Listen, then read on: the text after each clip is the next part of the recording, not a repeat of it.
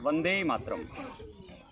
मित्रों, वयम भारतीयाः का विधिज्ञ समूह विधि विशेषज्ञों का एक ऐसा समूह है जो जनता की भाषा में जनता को भारतीय संविधान की जानकारी प्रदान करते हैं। इस कार्य को करने के लिए हमने जो तरीका पूरे देश भर में अपनाया है, उसके पीछे कारण यह है कि भारत का जो आदर्श है, उन्हीं आदर्शों में से दो आदर्श वसुधैव कुटुंबकम और क्रीडवंतो विश्वमार्यम को ध्यान में रखते हुए, इससे प्रेरणा लेते हुए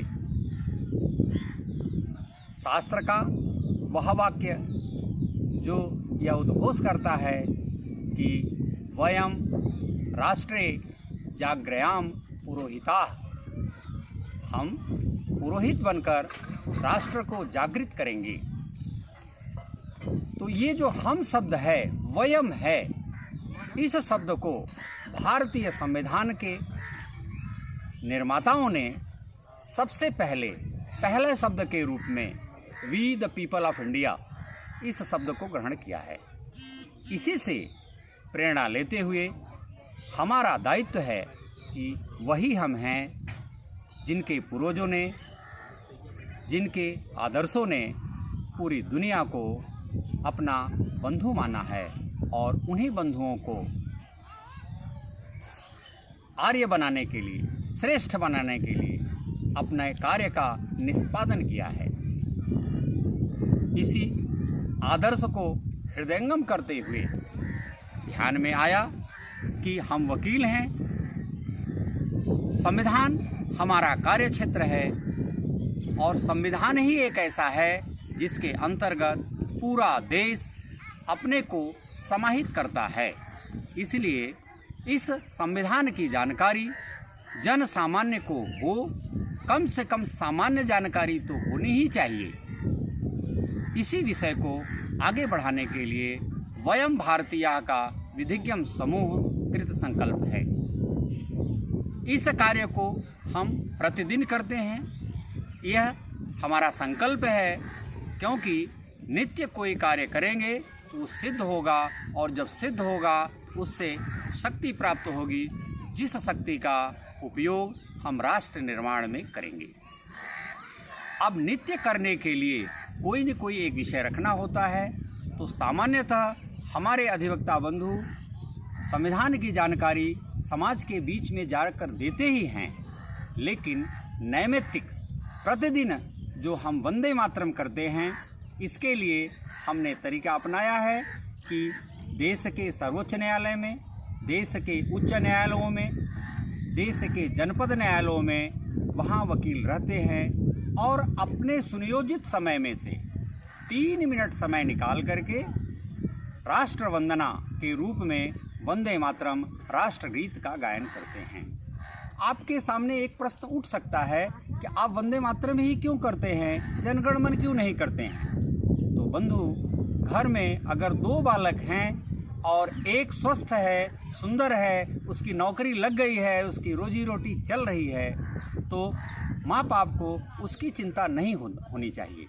किंतु एक बालक को अगर दिव्यांग बना दिया गया है, उसका देख रेख कम लोग कर रहे हैं, तो उसको सेवा की आवश्यकता ज़्यादा होती है।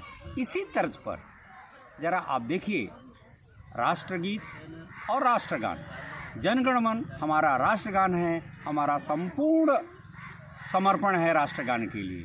किंतु राष्ट्रगीत भी तो हमारी ही है।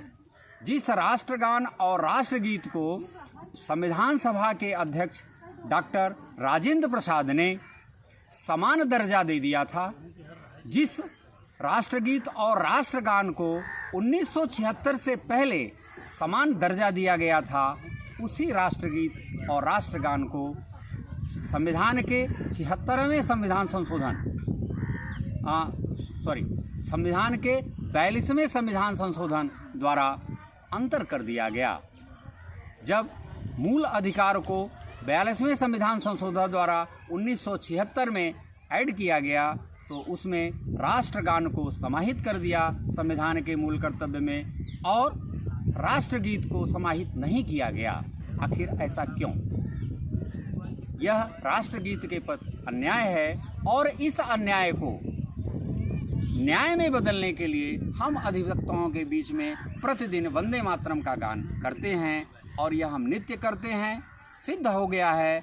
और जैसे ही सारे न्यायालयों में ये विषय पहुंच जाएगा, ये संकल्प शक्ति बन करके पूरे राष्ट्र में ये एक आंदोलन का रूप लेगा, और एक समय आएगा कि भारत के संविधान के मूल कर्तव्यों में राष्ट्रगीत को भी समाहित किया जाए, ऐसी हमारी अपेक्षा है। अब प्रश्न ये उठता है कि इसको आप जनभाषा में क्यों करना चाहते हैं?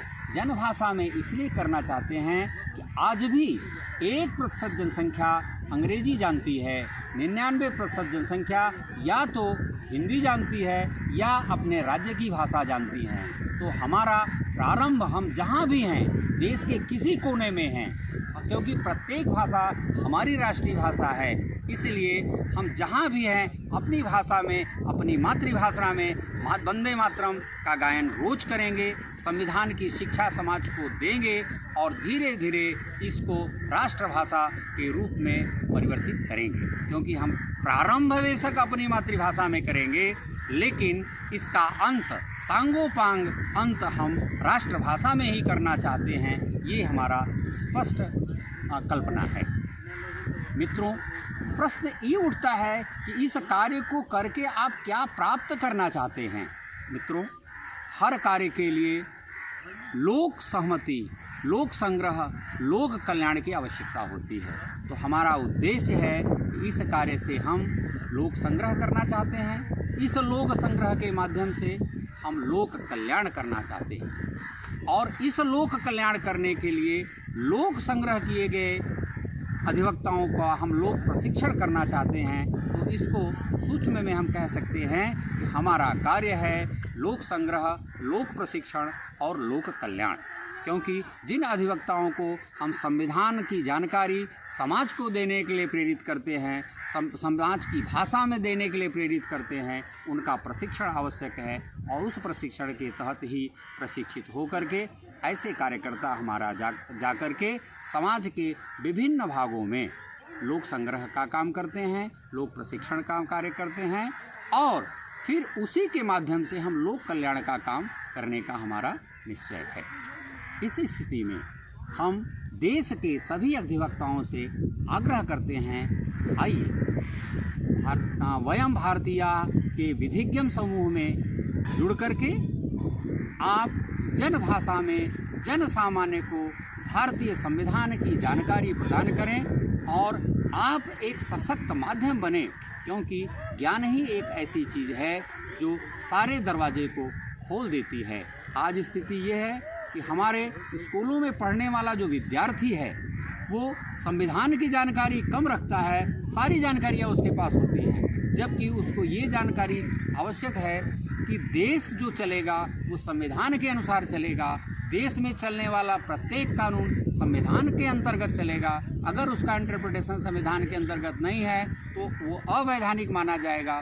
इसलिए संविधान के प्रति रुचि पैदा करना भी हमारा एक कार्य है। धन्यवाद। वंदे मातरम।